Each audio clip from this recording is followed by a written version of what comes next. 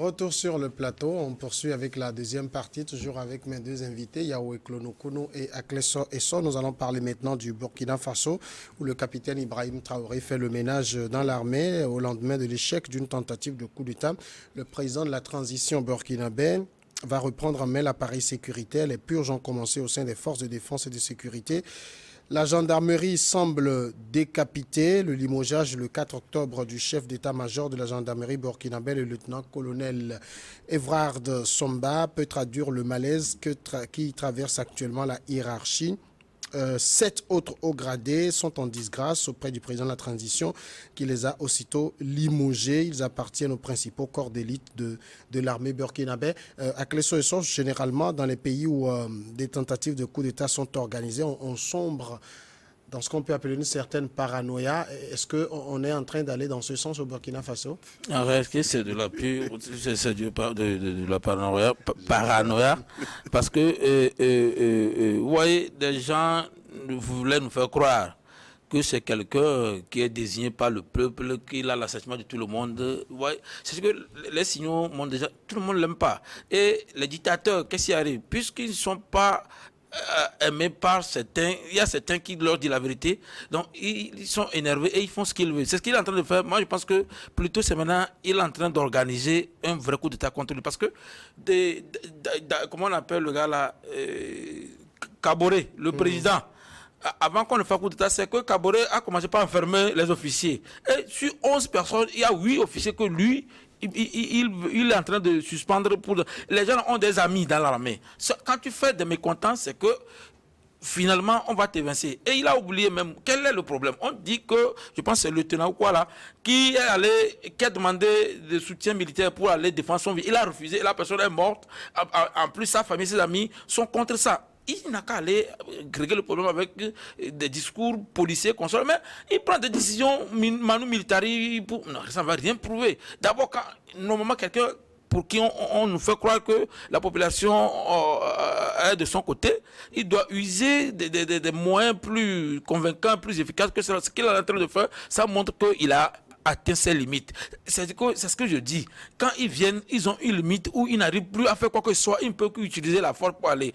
Tes amis d'hier, aujourd'hui tu prends comme ennemi, eux ils sont là, ils connaissent également tes ennemis, ils vont aller s'associer à eux pour te vincer. Et n'oublions pas, moi je l'ai déjà dit, les gens le confondent souvent aussi à Thomas Sankara, mais c'est une fausse comparaison. Thomas Sankara a été ministre et a été premier ministre avant de faire coup d'état, et c'est pourquoi il a su au moins diriger les 3 ans. Mais ici, quelqu'un qui vient sans compétence politique et certainement économique et consort, sauf militaire, et il se caracole et fait des discours en ballant, et des gens avec des sensations, ils sont contents, mais c'est pas ça.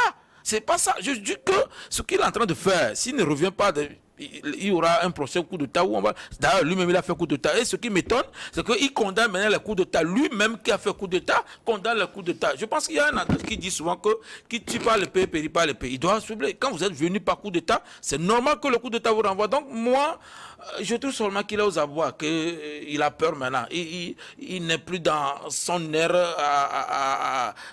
rassurant et arrogant pour dire que non, il sait maintenant qu'on peut le titiller. Et on a commencé par le titiller. Yaounoukoulou, le capitaine Traoré ne fait plus confiance à personne?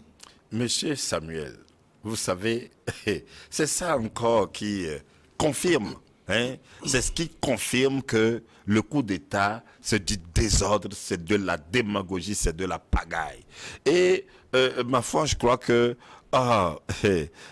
tout ceci m'amène à comprendre les Blancs et surtout les Français qu'on a toujours accusé que parfois quand nos pays africains demandent l'achat de certaines armes que les Blancs hésitent à mettre à la disposition des Africains certains types d'armes. C'est maintenant que je commence à comprendre les Occidentaux sur cet aspect-là. Parce que d'abord, un militaire n'a aucune notion, aucune connaissance sur la diplomatie. Voilà.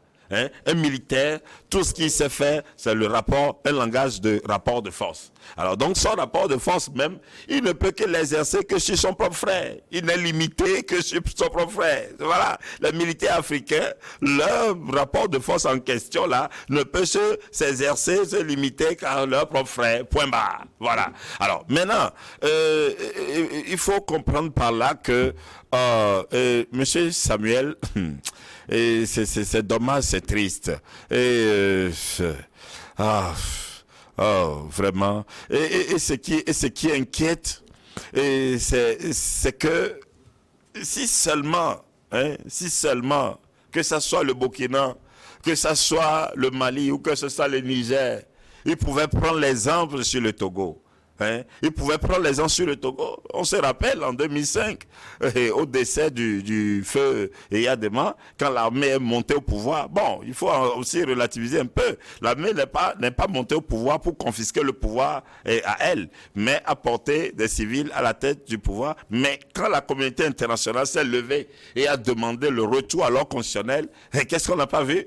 Et non seulement l'armée, mais celui qu'ils ont porté à la tête sont rétractés, pour laisser la Constitution évoluer telle qu'elle prévoyait en cas de vacance du pouvoir.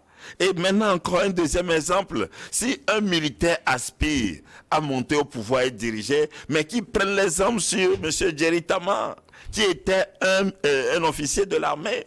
Mais quand il a vu qu'il change de conviction, il s'est vu avoir une vision, avoir un agenda politique, etc., mais il a démissionné de l'armée pour maintenant se présenter et aller faire la cour au peuple pour que le peuple lui fasse confiance et le porter à la tête du pays. Maintenant, ce que nous observons au Burkina actuellement, c'est du désordre. D'abord, toi, un capitaine, oui, bon, d'abord, par quel moyen es-tu arrivé au pouvoir? Et maintenant, en temps normal, devant le lieutenant-colonel, c'est garde-vous qui doit taper. Et voilà aujourd'hui ce qui se passe. Parce que même s'il était capitaine et qu'il veut être président, tu dois démissionner. Et maintenant, quand tu démissionnes et que c'est le peuple qui te porte au perchoir, en haut de l'État, et que maintenant tu donnes des ordres, que ce soit aux généraux, aux capitaines, oui, là, ça se comprendrait. Mais là, maintenant, c'est du mélange, c'est de la démagogie, c'est du désordre, et c'est dommage. Vous voyez, c'est ça les conséquences de ces soi-disant coups d'État qui viennent mélanger. Moi, et ça m'attriste lorsque je me demande, les gens qui se disent applaudir les coups d'État, je me demande quelle est cette sérénité-là qui les échappe. Quelle est cette cohérence-là qui les échappe? Mais après tout, nous sommes des êtres humains. Et quand nous sommes des êtres humains, ce qui nous différencie des autres êtres vivants de la Terre, de la planète, mais c'est le fait que nous, les êtres vivants, nous, les hommes, les humains, nous avons des lois. Nous sommes guidés par les lois. Et c'est ça qui nous différencie. Bon, même au-delà de ça, pour chuter, même dans la jungle, il y a aussi des principes, même si les animaux n'ont pas cette capacité de se rassembler, de se définir des lois pour les conduire. Il y a des principes qui les guident. Chacun sait comment rouler dans tel espace, etc. Oui, etc. Alors maintenant, nous disons que nous sommes des humains et nous voyons dans du cafouage, dans du désordre, dans de la pagaille, dans de la démagogie. Non, je pense que la CEDEAO doit arrêter ce désordre, cette hémorragie-là. C'est trop. Nous sommes des humains quand même. Ici, il y a deux... j'allais dire, il y a deux unités qui sont plus touchées par cette opération qu'on peut appeler une sorte de purge. Il y a la gendarmerie nationale et les forces spéciales burkinabè. Les forces spéciales, surtout, c'est des forces d'élite aujourd'hui. Est-ce que le capitaine Traoré a intérêt à faire attention désormais? En réalité, c'est ce que j'ai dit. Il a intérêt à faire attention parce que les forces d'élite, certainement que ce sont leurs amis, les officiers qu'on a suspendus sont également leurs amis. Et en plus, les coups d'État sont réussis par les forces d'élite parce que ce sont eux très souvent qui vont dans la mission tout risque. Ils sont les plus équipés également. Où ils s'en sortent souvent. Donc quand tu es à côté tirer avec ce genre de personnes, c'est que très vite, on peut t'éliminer, on peut enlever ta vie. Et je pense que ça n'augure rien de bien ou de bon à ce capitaine. Et d'ores et déjà, il sait que les gens D'ailleurs, ça a commencé par les officiers. Ça voudrait dire qu'il y a même des factions dans l'armée aussi qui ne l'aimaient pas. Et quand on vérifie bien parmi la population aussi, les gens ne devaient pas l'aimer. Donc, je pense qu'il a intérêt à réconcilier les gens et à revoir. Puisqu'il dit, il y a un discours, il a dit même qu'il n'aura aucune pitié pour ceux qui ont... Tu as fait coup de tête, tu dis que celui qui a fait coup de tête, il aura sans pitié pour lui. Donc, vous voyez, c'est que moi, je me mélange... Oui, mais on ne va pas non plus aller de coup d'état en coup d'état. Non, arrêtez, ouais, je l'ai déjà dit. C'est comme un effet boomerang. Quand tu lances tennis, ça te revient. Vous pensez que ceux qu'on a évincés, ils n'avaient pas des amis, ils n'avaient pas de leur famille. Donc, quand tu le fais, on va le faire. Si c'est une bonne chose, et les gens nous ont dit que c'est la mode, c'est à la mode, c'est pour changer nos états, c'est ça. Donc, quelqu'un s'y a trouvé que c'est une mode pour le changer. Donc, qu'il l'accepte, et puis c'est tout. Heureusement que ça n'a pas réussi, parce que moi, je le dis, c'est lui qui a fait coup d'État et qu'il a venu par coup d'État. C'est normal qu'on le fasse coup d'État. Et moi, je ne trouve pas une sorte de vertu en les coups d'État, mais lui-même, il en a trouvé. Donc, qu'il fasse attention, parce que jusqu'à présent, on n'a jamais eu cette faille. Mais on commence par la voir s'effriter. Ce sont eux qui nous avaient dit que la Russie leur assurait la sécurité totale, garantie quoi. Mais on a arrêté que la Russie ne fait rien de sécurité pour ces gens. Peut-être qu'ils leur donnaient les Kalachnikov et consoles, mais si on peut titiller un président militaire qui a de surcroît militaire dans son rayon le plus proche, c'est qu'il y a un problème. Donc, qu'il se méfie beaucoup. Et moi, je pense que c'est le lieu de réconcilier toute l'armée burkinabé. Sinon... En même temps, de l'autre côté... Oui, mais au même moment, M. Samuel, c'est pourquoi je voudrais revenir encore préciser pour dire que toutes ces situations-là, la CEDEAO, d'une manière, est coupable de tout ceci. La CEDEAO est coupable parce que tout ceci témoigne que tous ces gens, ces missions-là, quand il y a un truc qu'on dit, ancien président Yahi Boni a conduit mission, ça a été de l'échec. À la rigueur, si les gens font des coups d'État, à la rigueur, vous devez être intransigeant sur le respect de l'ordre constitutionnel. Si on constate la vacance du pouvoir, les militaires, eux aussi, ne resteront pas au pouvoir pour conduire une transition. C'est des incongruités. Il faut aller retour. C'est ce que j'ai dit. Le Togo en est un exemple.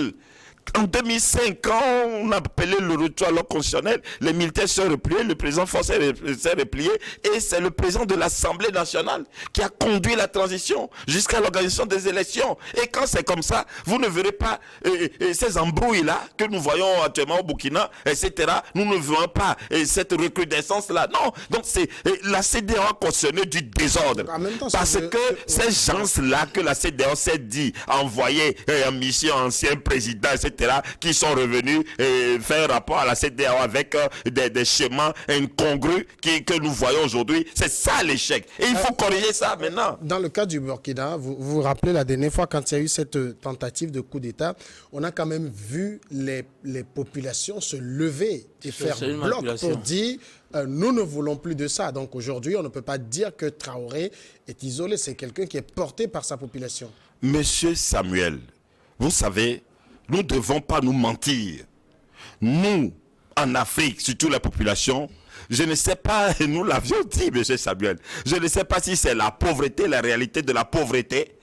Il y a beaucoup, c'est comme il a dit, il y a beaucoup qui descendent dans les rues. Nos incongruités, ça se reflète à travers le fait que les gens se mettent dans la rue et brandissent leur drapeau russe. Quand est-ce que vous allez voir un Russe dans la rue, chez lui en Russie, brandir un drapeau africain? Ça veut dire quoi? Alors, c'est de la bassesse que nous montrons.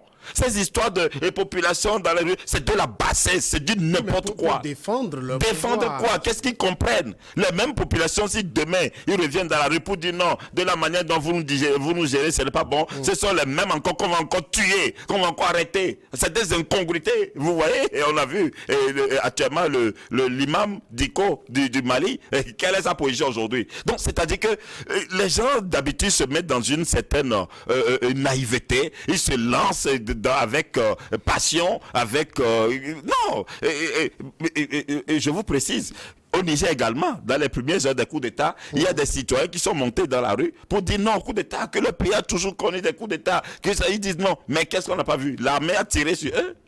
La mer tirée sur eux. Alors donc, cette manipulation-là, ce folklore-là, hein, et de population et qu'on regroupe dans un stade, etc., tout ça là, c'est de la diversion. Hein. Vous comprenez? Nous ne devons pas évoquer les diversions pour justifier quoi? Pour justifier ce désordre auquel nous assistons? Hein? Pour justifier cette pagaille? Et Mais non! plus, Samuel, je voudrais que les gens ne mélangent pas miliciens et population et qu'on soit là. Les gens ont leur milice, les gens ont leurs partisans.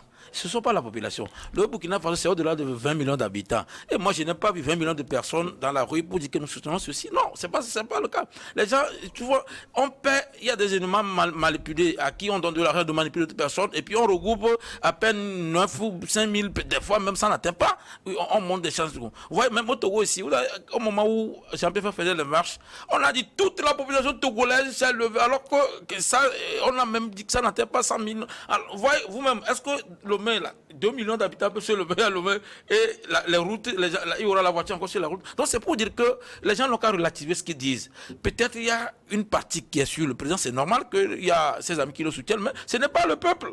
Ce sont ses partisans, ce sont ses militants, ceux qui sont dans ce qu'il fait. La population, la réelle population, on l'a étouffée, elle ne peut pas parler. Il faut qu'on le comprenne. Moi je pense que, je l'ai déjà dit ici, et Samuel, c'est que il est très difficile d'atteindre un militaire dans son fief. Maintenant, quand on l'a touché là-bas, ça veut dire que depuis la base, c'est qu'il y a un problème. Les gens, ouais, il a enfermé les journalistes. Il a même envoyé les journalistes sur le champ de bataille. Tout ce qu'il a fait, ce sont des choses qui ne se font pas normalement. Mais c'est ce qu'il a fait. Ce n'est pas des journalistes, c'est des activistes des réseaux sociaux. Non, il y a des journalistes également. Il a fermé des médias. Monsieur Samuel, il a fermé des médias. Radio qui a rouvert, il y a tout dernièrement, je pense, c'est Jeune Afrique. Il leur a donné même les textes qu'il doit publier. Mais c'est-à-dire qu'un journaliste, on lui donne pas ce qu'il doit dire. Il dit ce qu'il a dit, et puis s'il y a problème, vous réglez. Mais ces injonctions, on ne le fait pas en démocratie. Arrêtez, on ne le fait pas. Donc, tout ce qu'il fait, il ne fait que énerver les gens autour de lui. Et c'est ce que les gens ne veulent pas comprendre. Moi, je suis d'accord que si l'Afrique veut se libérer, d'abord, on n'a qu'à commencer par produire. On ne produit rien, mais on dit, on veut se libérer, tout ça. Là. Vous allez voir, les Turcs font le commerce chez nous, les Ibo, comment dire, les Arabes font le commerce. Rien du tout. On ne fabrique rien. Ici, il y a un ami même qui m'a dit quand les bateaux amènent marchandises, pourquoi ça revient deux fois plus cher au Togo? C'est que les bateaux là ne peuvent pas repartir avec un marchandise pour ces pays. Mais je ne vous coupe pas. Non, je ne vous coupe pas. Quand nous parlons de l'Afrique se libérer, bon, moi, pas forcément, je ne nous demande pas un miracle, une magie. Je ne nous demande pas forcément d'un matin de commencer par fabriquer, à produire des choses. Mais au moins, cultivons l'esprit d'acceptation mutuelle, l'esprit de solidarité, l'esprit de respect entre nous. Ça au moins, soyons au moins capables de ça. Mais ça aussi, ça nous manque zéro. Messieurs, on va dire un mot sur le Tchad avant de passer au dernier sujet. Le temps passe très vite. Nous passons au niveau du Tchad. L'opposant Succès Masra, qui est parti en exil depuis le 20 octobre 2022, se prépare à revenir au Tchad. Son retour est annoncé pour le 18 octobre prochain. Eh bien, pendant ce temps, les autorités judiciaires ont annoncé justement qu'un mandat d'arrêt international vise le principal opposant tchadien. C'est le mandat d'arrêt a été émis pour, pardon, laissez-moi me retrouver dans mes notes, pour tentative d'atteinte à l'ordre constitutionnel, incitation à la haine et à un soulèvement insurrectionnel. Le procureur général près la cour d'appel de N'Djamena a confirmé l'authenticité de ce mandat et a déclaré que l'opposant serait arrêté s'il foulait le sol tchadien. Du côté de l'état-major de l'opposant, on se montre rassurant. Il faut dire que Succès Masra avait quitté le Tchad après une répression violente, sanglante d'une manifestation qui aurait fait un peu plus de près de 300 morts selon des sources. On n'a pas compris à ce qui s'est joué parce que le général Idriss Déby est en train de jouer à l'apaisement. Il a pris des mesures de grâce pour libérer des centaines de personnes qui avaient été arrêtées dans cette affaire. On sentait une décrispation dans l'atmosphère et puis patatras, ce mandat d'arrêt international arrive.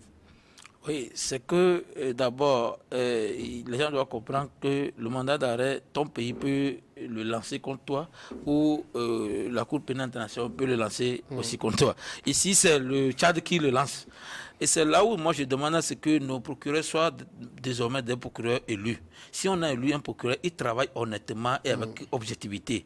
C'est que ici, le président est en train d'instrumentaliser la justice. Et c'est ça qui n'est pas bien. Parce que tout ce qu'on a cité comme chef d'accusation ne donne pas lieu à un mandat international.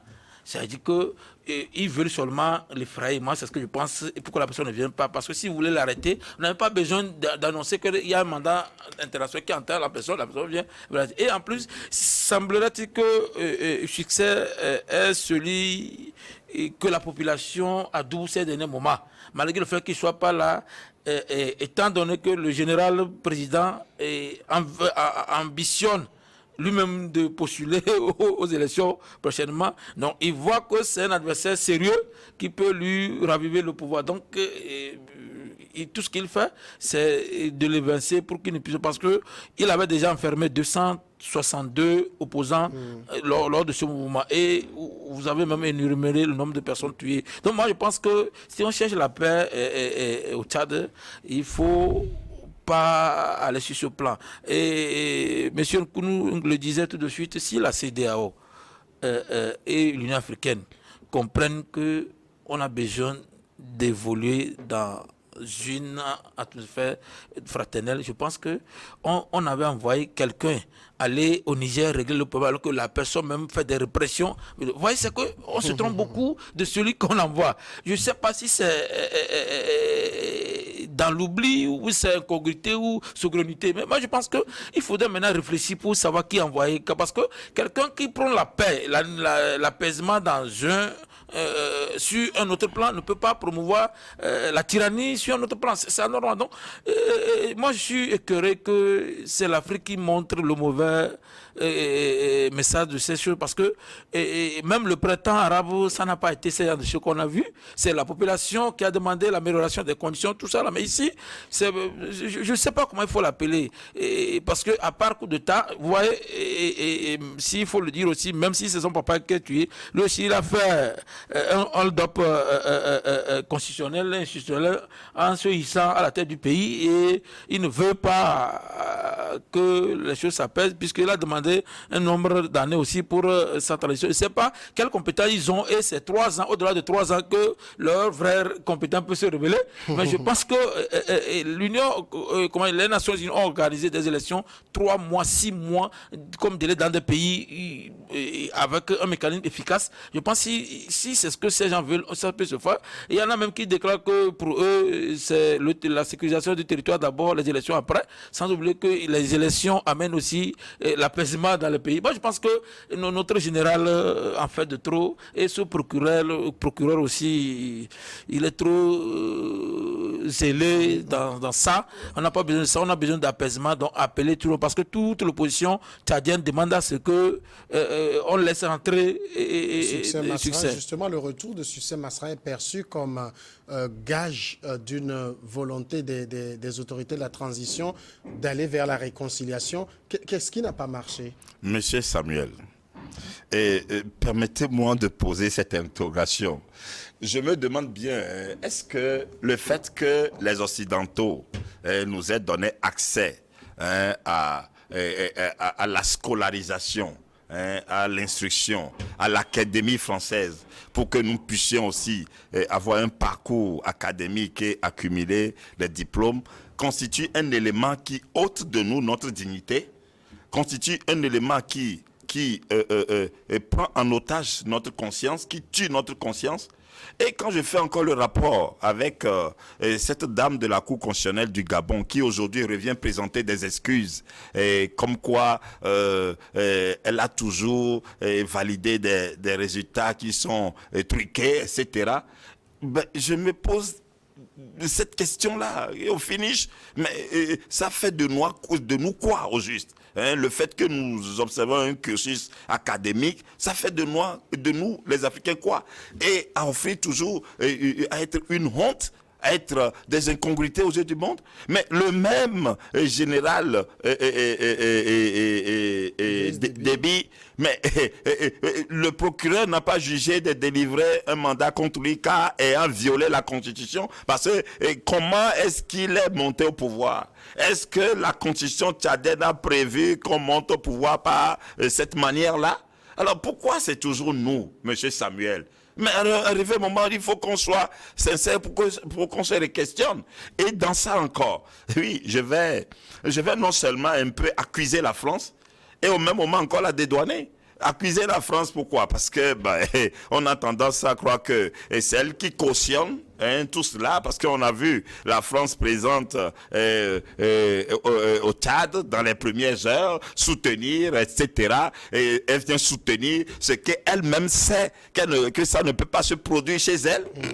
Ce qu'elle-même sait qu'elle ne peut pas s'humilier aux yeux du monde à travers cet acte-là, mais elle vient soutenir ça. Mais au même moment, je n'accuse pas encore la France, parce que tout dépend de nous. Quand nous-mêmes, nous ne bougeons pas nous-mêmes nos têtes pour savoir ce qui est bon pour nous, pour notre valorisation, pour refléter notre dignité, pour montrer que non, nous sommes des gens qui aient de la valeur, nous sommes des gens qui aient des principes, qui aient une vision, et que nous sommes des patriotes. Nous aimons notre pays et que nous voudrons aussi qu'on nous respecte, nous avons de la dignité. Mais vous voulez quoi? Quand vous êtes vulnérable, écoutez, l'autre, lui, il a fait bonne affaire, il vous utilise là-dedans. Alors donc, la responsabilité, M. Samuel, elle nous incombe à nous les Africains, fortement. Tant que nous n'allons pas prendre conscience de notre dignité, de nos responsabilités, de nos consciences, nous resterons toujours vulnérables. Notre situation, nos conditions resteront toujours telles. Et nous allons nous mentir à nous-mêmes de nous proclamer imminents intellectuels, alors que nos manières, nos agissements demeureront toujours tels.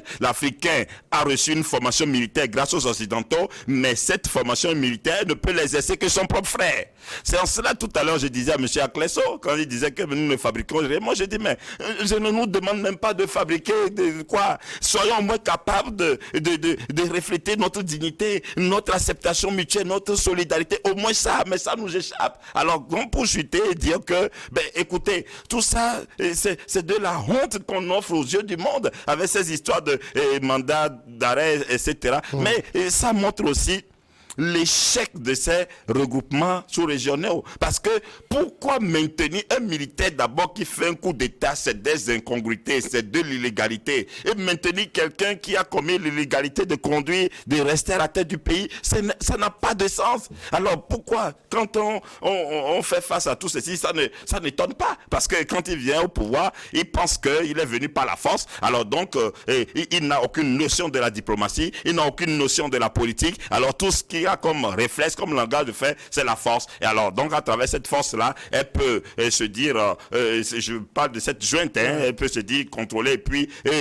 poser des actes qui n'honorent pas, des actes qui humilient, des actes rocambolesques. Alors, donc, jusqu'à quand notre Afrique, jusqu'à quand? Je veux quand même également signaler qu'au niveau du Tchad, le Premier ministre est un opposant notoire. Donc, quand on voit aujourd'hui le gouvernement aller dans ce sens, on peut quand même s'interroger. Est-ce que vous pensez que Succès Masra est l'homme à abattre pour Déby? Du moins, lui, il le croit. Il le croit par rapport à sa popularité. Et aussi, moi, ce ministre, ce premier ministre, vous voyez, c'est que quand vous faites gouvernement d'union, c'est qu'on appelle tout le monde. Mais quand on choisit quelqu'un dans le gouvernement, vous ne savez pas quels sont les contrats obscurs que la personne a signés avec le gouvernement pour être là. Je veux même m'en tenir aux questions de APG. Le Togo avait le truc là. Le 20 août 2006. On a tout compris, même que tout le monde présageait que ce sera l'UFC qui devait être premier ministre. Mais quand c'est CAR, on a posé la question pour savoir, le CAR a dit qu'il n'a jamais été question là-bas que ce sera forcément l'UFC qui devait être devant. Le gouvernement savait que celui qui est rigide sur les propos à ce moment, c'est l'UFC. Et on savait que ça n'allait pas arranger le gouvernement si l'UFC l'autre a pris. Mais ça ne veut pas dire que c'est parce que CAR méritait, mais c'est parce que l'adversaire en face, c'est qui peut l'arranger. Et vous l'avez vu, au moment où le gouvernement a accepté de faire le gouvernement d'union avec l'UFC, c'est au moment où le gouvernement aussi sait que l'UFC est maintenant prenable sans l'inquiéter. Il accepte. Donc, c'est pour dire que le pouvoir en face, des fois, a des gens, des tacticiens qui savent jouer leur rôle. C'est pourquoi on peut appeler les gens facilement et les corrompre pour que on donne ces semblants à l'opinion. Parce qu'il y a un principe de gouvernement. Quand vous avez un gouvernement purement les vôtres, c'est-à-dire que souvent certains financements ne viennent pas. Mais si les opposants sont dans le gouvernement et qu'on sort, c'est ce que nos opposants ne savent pas parce qu'ils ont obligation de faire partie du gouvernement et de diriger le pays. Mais ils l'ignorent ou c'est par, comment dire, le font délibérément. L'opinion internationale ou la communauté internationale n'envoie pas des financements quand il le faut. Donc on accepte au moins une semblant de gouvernement où il y a au moins l'opposition avant de débloquer. C'est pourquoi quand les Jerry Tama et consorts sont rentrés, sont devenus les députés consorts là, c'est plus facile maintenant que les investissements viennent que s'ils n'étaient pas dedans. Imagine qu'on a un gouvernement 100% uni. Voilà que ça ne donne pas de crédibilité. Donc, comme un parlement 100% uni. Ouais, ça ne donne pas de. Donc, il y a ces genres d'astuces que les opposants oublient qui ne voient pas. Donc, au niveau de Tchad, c'est ce que le gouvernement utilise. Ce n'est pas que l'opposant là, il leur fait quoi que ce soit. Celui qui les titille, ceux dont ils ont peur actuellement, c'est Succès Masra. Et quand il va venir, moi je suis sûr que le gouvernement veut l'affaiblir à tel point qu'il ne peut même pas mettre pied. Et quand il ne vient pas, c'est vrai qu'il y a eu ça au Togo, Sylvanus était en prison quand on a fait l'élection, il est le président. Mais je ne pense pas que dans le cas de Tchad. En prison? Non, c'est-à-dire qu'il n'avait pas participé. Il n'avait pas participé aux élections, Sylvanus Olupio.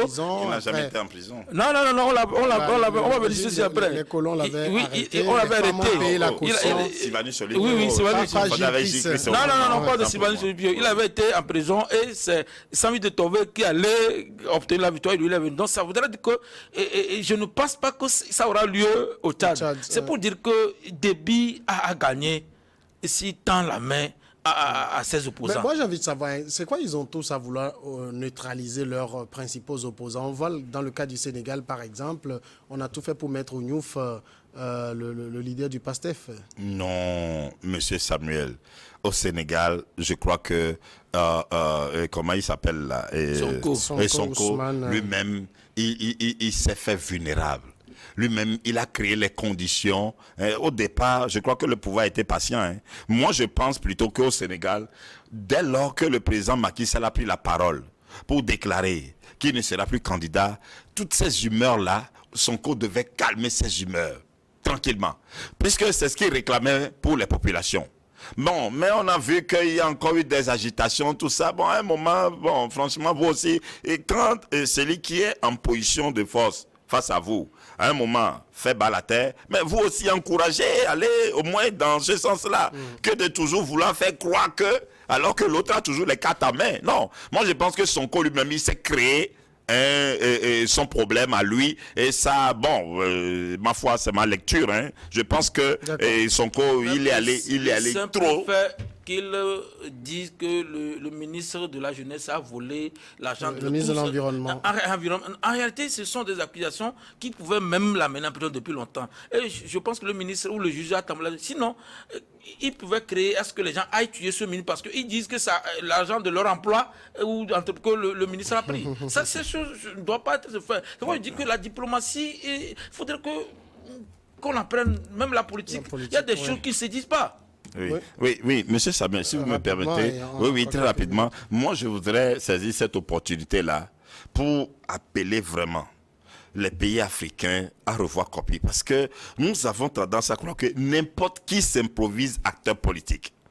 Finalement, au nom de la liberté, tout le monde s'improvise président de partis politiques, créer partis politiques, des gens même qui n'ont aucune capacité, qui n'ont aucune vision, qui n'ont pas la possibilité même, qui n'ont même pas parcouru tous les confins du territoire, s'improvisent acteurs politiques. Et ça crée du mélange et ça crée du désordre. Ça s'appelle la démocratie. Oui, bon, non, ça ce n'est pas la démocratie, non. Ça. Ça c'est tout le monde. Oui, non, ça, oui, non, ça ce n'est plus la démocratie. Nous voulons des gens qui soient capables. Nous voulons des gens qui aient une vision. Nous voulons des gens sérieux. Nous voulons des gens matures et non pas qu'on se retrouve dans du brouhaha. Mais d'autres disent que si aujourd'hui il y a la reculation des coups d'État, que c'est l'échec des acteurs politiques, que c'est l'échec des politiques. Oh, ouais. Alors donc, il faut que toutes ces situations soient l'opportunité, donnent l'occasion à ces acteurs politiques-là de se ressaisir. de se ressaisir par rapport à leurs responsabilités vis-à-vis du pays, du peuple. D'accord, on va passer au dernier sujet, on a encore une dizaine de minutes. Est-ce que les élections législatives au niveau du Togo vont être reportées? En tout cas, en principe, en 2018, c'était le 18 décembre, le 20 décembre, Le 20 décembre 2018 qu'on votait. Donc en décembre 2023, on devrait normalement voter pour renouveler le Parlement. Mais à vous comprenez quelque chose à ce que la CENI fait? Oui, en réalité, la CENI, il y a plusieurs problèmes. Il n'y a pas de communication. Hein, si le corps électoral n'est pas encore convoqué, il y a des délais de rigueur. Non, il y a l'opposition qui demande aussi la refonte de la CENI. Il y a ça sur la table aussi. Donc la CENI est dans un problème, je ne sais pas comment il faut l'appeler, mais ce n'est pas la première fois qu'on a reporté. 2007, on a reporté 2 fois les élections avant d'aller. 2013, 2 fois avant d'aller. Donc ce n'est pas quelque chose qui est étrange. Sauf que j'ai vu Mme Adamagbo, elle sort, c'est son rôle de responsable du parti politique. Elle doit, d'après la charte des partis politiques, les partis politiques doivent faire ce genre de choses sur le territoire et réveiller la conscience. Mais il est maintenant plus clair que les élections ne peuvent plus avoir lieu, du moins en décembre, parce que les régionales couplées, puisque ça demande trop de monde, on n'a même pas encore composé le code, il n'y a même pas les dons, c'est que c'est peu impossible, sauf disposition contraire, parce qu'on est en octobre. Ça voudrait dire que ici, on devait déjà connaître les candidats qui voient la liste, le nombre de personnes inscrites pour voter, même pléthorique, ce qui n'a jamais eu lieu. Donc il faudrait que la CENI se prenne trop pour s'en sortir. Mais selon les indiscrétions, le Togo n'a pas, vous savez, c'est le Togo qui organise ces élections. Le Togo n'a pas d'argent suffisamment pour organiser ces élections, même si l'État ne le dit pas. Donc, je pense que les élections iront dans le premier trimestre de 2024 parce que on avait annoncé même en 2022. Jusqu'à ce qu'on revienne ici, mais ça n'a pas eu lieu. Donc, je suis sûr qu'il peut y avoir aussi des changements au niveau de la CENI parce qu'il y a certains qui demandent à faire partie, puisque les gens de ANC consorts là, on n'a pas suffisamment eu ceux qui on pense qu'ils peuvent contrôler patati patata, mais on n'a pas, et qu'une doléance est adressée et le chef de l'État peut donner le dernier mot. Mais ce qui est sûr, à moins qu'on couple les 2 élections en décembre, parce que le régional et les législatives en décembre, il faudrait qu'il y ait écart de 3 ou 4 mois entre les 2 élections. Donc, il est un peu probable, ou très improbable plutôt, qu'on organise les élections, là, on en parle décembre. des législatives, vous êtes acteur de la société civile. C'est un sujet qui vous interpelle. Et justement que, M. Samuel, moi, je me prononce. Je me suis toujours prononcé en tant qu'acteur de la société civile et non partisan d'aucune formation politique. Ça, c'est deux. Bon, maintenant, cette situation, ça fait pas belle pour certains, parce que, aussi longtemps qu'il n'y aura pas d'élection organisée, ceux qui sont présents actuellement à l'Assemblée, chaque mois, ils se cyclent toujours. Bon, toujours que c'est momentané. Et je me souviens que, en 2017, le Togo a été en crise, en 2017. Et je crois que ce fut en novembre 2017 lorsque, en pleine crise, le pouvoir en place mettait en place cette CENI. Moi, j'ai réagi à travers les réseaux sociaux. J'ai dit non, il n'est pas du tout opportun qu'en ce temps de crise, qu'on mette sur pied une CENI et que cela ne répondrait pas cela ne répondrait pas à un consensus. Bon, maintenant, mais le pouvoir en place est entêté pour que ce soit cette CENI-là qui soit même. Et maintenant, vous voyez, en période de crise, rien n'a empêché. Au contraire, lorsque même l'opposition réclamait un certain nombre de choses, les partis pouvaient faire fi et rien n'a empêché à ce que les élections se tiennent. Voilà. Rien n'a empêché à ce que les élections se tiennent. Bon, là, maintenant que nous ne sommes pas en crise, et en plus, figurez-vous, ce n'est pas la première fois que le parti au pouvoir organise des élections. Donc, on peut dire qu'en matière d'organisation des élections, le parti au pouvoir a assez d'expérience. Alors maintenant, si on parle de ce que, il faut repousser, il faut comprendre que c'est des calculs politiques. Moi, tout ce que je peux dire est qu'il ne faudrait pas que les calculs politiques, les calculs partisans prévalent sur l'intérêt du pays, sur l'intérêt du peuple, sur l'intérêt de notre vivre ensemble, notre épanouissement, notre cohésion, notre solidarité. Moi, c'est l'appel que je lance tout court. Organiser une élection, ce n'est pas une attaque terroriste. Ça se prépare. On sait qu'on a voté à telle date, on sait combien la durée du mandat et on connaît à peu près la date des prochaines élections. Qu'est-ce qu'on fait pendant le temps? C'est ce que je dis. Au début, si M. Nkounou se rappelait, il y a certains membres de l'opposition qui avaient demandé qu'il y ait des reports d'élections parce qu'ils n'étaient pas prêts. La même dame à Djabagbo avait demandé ça. Il y a Jacques ici aussi qui a dit que les partis n'ont pas l'argent pour aller aux 2 élections.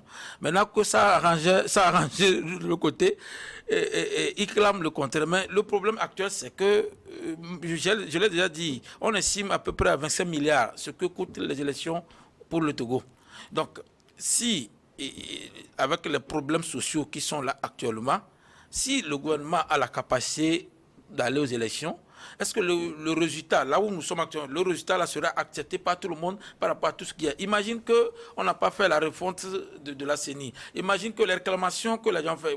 Vous savez qu'on a donné moins de jours pour s'inscrire, pour avoir la carte électorale par rapport au nombre de populations qui est ici. Je ne parle pas des 2 semaines. C'est-à-dire que le maire regorge le tiers de la population du Togo. Mais on a donné la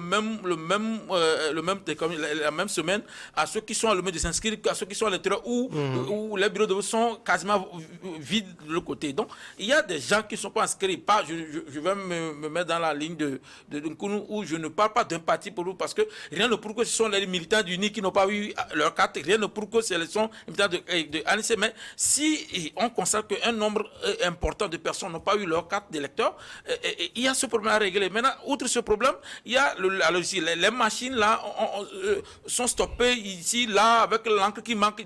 Il y a tellement des irrégularités que normalement, la CENI devait revoir certaines choses. Mais la CENI a tenu à proclamer que c'est bon et c'est bon. Maintenant, mais elle avait communiqué il y a quelques mois la liste électorale apurée. Que les gens nous avait même vanté qu'il y a un monsieur qui s'est inscrit 12 ou 13 fois. Qu'il ira en prison et tout ça. Bon, ça a été finalement la seule bonne nouvelle qu'on nous annonce. Oui, jusqu'à présent, comment on appelle le cadre, les gens ont cru CPC. Le CPC qui n'a pas pour rôle de statuer sur ce que la CENI fait, a statué finalement. Oui.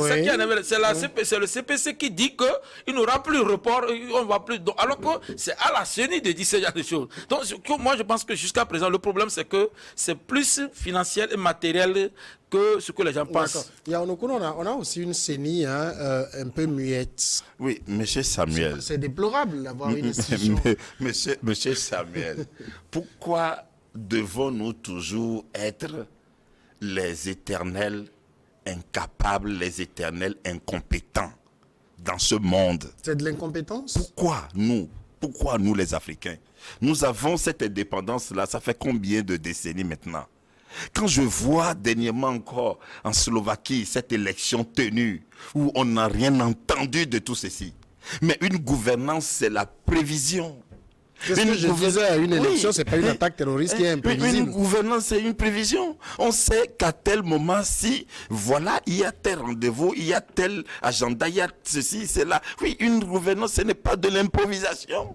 Une gouvernance, ce n'est pas de me dire, non, il n'y a pas... Non, pourquoi est-ce que c'est toujours nous, alors que c'est nous encore qui nous proclamons imminents intellectuels, imminents, que nous sommes compétents, etc. Mais dans les réalités, dans nos actes, pourquoi? C'est pourquoi ça me ronge le cœur, ça m'attriste, ça m'angoisse. Nos manières, nos situations, nos conditions, ça m'attriste fortement, M. Samuel. Donc, on parle des élections, mais on a la même situation. Par exemple, vous avez la HAC, où le mandat est achevé depuis 2021. On ne sait pas pourquoi ce n'est pas renouvelé. On ne comprend pas. Si, c'est pour ça. C'est que Il y a même des ministres directeurs, jusqu'à présent, les ministres directeurs qui sont aussi là. Mais je pense que le président doit prendre une décision pour régler ce genre de problème. Les élections, je pense qu'on a réclamé la CENI technique, c'est ce qu'on disait au gouvernement. Une CENI technique permettrait que, peu importe qui est devant, ça va permettre que c'est permanent. La CENI la travaille déjà. Il n'y a rien qui va surprendre cette CENI. Mais quand on a une CENI politique, ce sont les gens d'abord qui s'attachent à leur salaire mirobolant qu'ils vont avoir au niveau de la CENI, de faire un travail potable. Donc, le président, 800 000 francs, le président de la République doit prendre une décision maintenant où il annonce qu'on va aller. Sinon, on peut organiser les élections dans les 2 mois. On peut mais est-ce que la population croira à ces élections ou aux résultats? Et les gens disent même que c'est parce que UNI n'a pas encore trouvé des moyens pour voler qu'on ne fait pas ça. Puisque rien n'empêche, normalement, depuis qu'on a fini les opérations d'inscription des cartes, tout ça là, on pouvait faire des annonces où ça doit avoir lieu. Mais je pense que le président va sortir dernièrement pour situer des gens. Sinon, ce n'est pas bien qu'on soit dedans comme ça. Et merci à Yao Nukunu, merci d'être passé dans cette émission. Le mandat imparti à cette émission est achevé. On va organiser une autre émission le samedi prochain. Ici, il n'y aura pas de report d'émission. Merci à vous tous.